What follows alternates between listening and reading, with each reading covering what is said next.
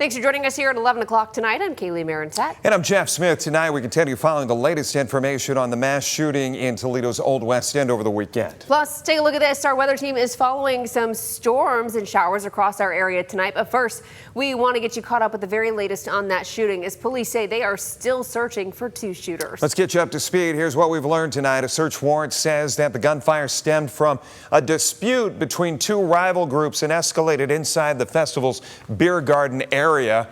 Now, sources close to the investigation tell us this was likely gang activity. Police Chief Mike Trenley says investigators are looking for two men between the ages of 18 and 24.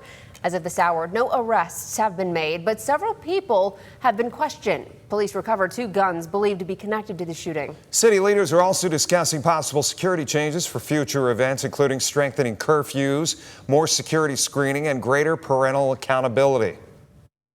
I understand no one wants to hear that right now. It's not the time to talk about that right now. There is fear, there is concern, there's anger. I share all those emotions. But at some point, we would do well to take a step back and look at the arc of public safety in Toledo. And I think when that happens, people will see that generally speaking, we are moving in the right direction, even when terrible events like this happen. As for the victims involved, police believe 3 of them were intentionally targeted while the rest were bystanders. 9 victims were released from the hospital and no one is still in critical condition. Yeah, tonight we continue to follow the latest details in that mass shooting. Right now we have Steve Iwanek and Faith Zahowski both here at the station. Let's start off with Steve. City leaders are now looking at what comes next after this. Police say it started as a dispute between groups. And Steve, you spoke with one city council member who is keeping her focus on the challenge of preventing those conflicts from spilling over and hurting innocent people. Yeah, Jeff, Kaylee, Toledo City Councilwoman Teresa Morris says while police work to determine exactly what led up to this shooting, the bigger concern is what happens when a dispute between a few people puts hundreds of others at risk. She says that's a reality Toledo has to confront heading into the summer months. We're going to have multiple injuries, victims. Having multiple victims, 5 shots. A weekend meant to celebrate one of Toledo's most historic neighborhoods, ending with a scene many are still trying to process. We will continue to help law enforcement bring those responsible to justice. We will continue to demand action from leaders who have the power to act. 12 people shot at the Old West End Festival Saturday. Investigators say they believe the shooting stemmed from a conflict between rival groups, with 2 gunmen as the suspects. Sources tell WTOL it was likely gang activity. City Councilwoman Teresa Morris says the impact goes far beyond the people involved. It's the collateral damage. It's what happens when people fire indiscriminately and harm, people who are just going to a festival. Councilwoman Morris says many of these incidents start long before shots are even fired. Somebody did me wrong. Someone disrespected me. Someone posted something on Facebook and I don't like it. For Morris, Saturday's shooting reminded her of another incident where violence interrupted people simply trying to enjoy life.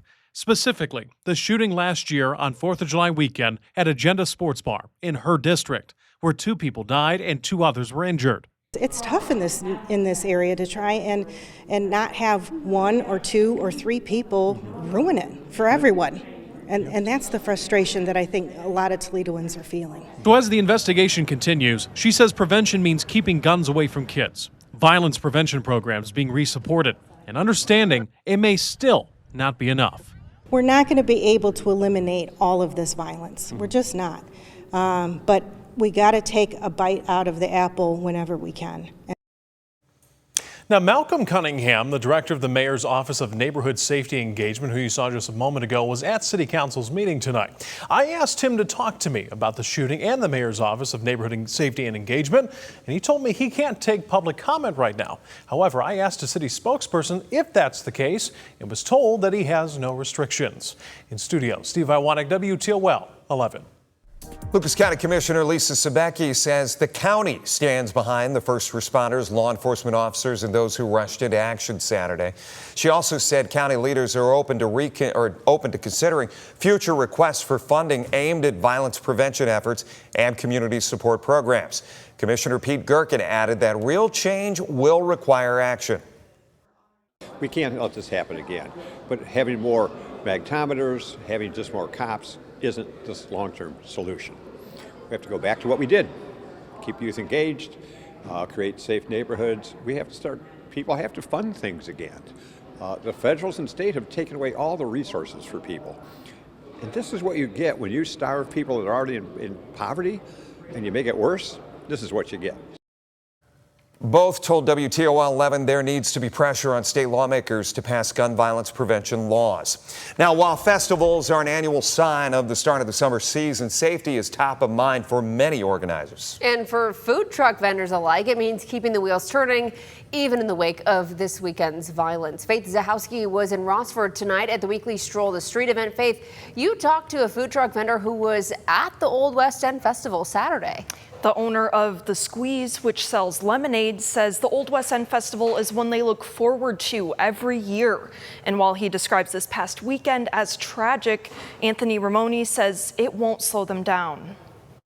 We kind of go everywhere. We don't really sit on corners. We try and go to a lot of festivals. This yellow food truck spends the summer on the move, serving up ice-cold lemonade across the Toledo area. You want to be where people are at. Tuesday night, The Squeeze and its owner, Anthony Ramuni, could be found in downtown Rossford for the city's weekly Stroll the Street, with food trucks, vendors, and live music. Just days ago, the food truck was set up at the Old West End Festival. It's a fun one that we look forward to every year that, we mark on the calendars as soon as we can. A historical event turned to the scene of a mass shooting.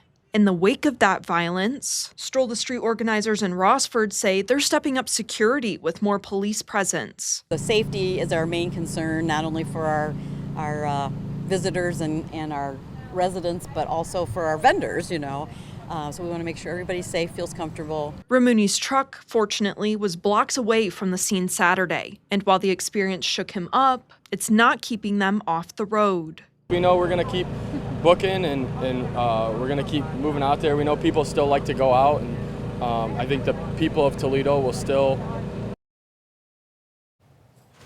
Beth Jensen with the Rossford Convention and Visitors Bureau says they're also working with Rossford Police to amp up security ahead of their balloon and fireworks fest coming up next month.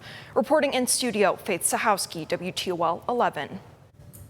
And after a search at a central Toledo home yesterday, Toledo police recovered 2 guns they believe are related to the festival shooting. One of those guns in that home. DNA and clothing were also taken from the home as part of the investigation. That search happened after an anonymous tip from someone who was questioned by police and later released. If you were at the festival, live nearby, or were impacted by what happened, we want to hear from you. You can text OWE to 419-248-1100 right now to get information sent right to your phone. You can also get a link to the full news conference from earlier today. And don't forget, anybody with information or video that could help investigators, you can remain anonymous and you should contact Toledo Police or the Crime Stoppers hotline. Stay with WTOL 11 on air and online for updates to this story. You can find extended stories and interviews right now on WTOL.com. Plus, the full news conference from this morning is streaming right now on WTOL 11+.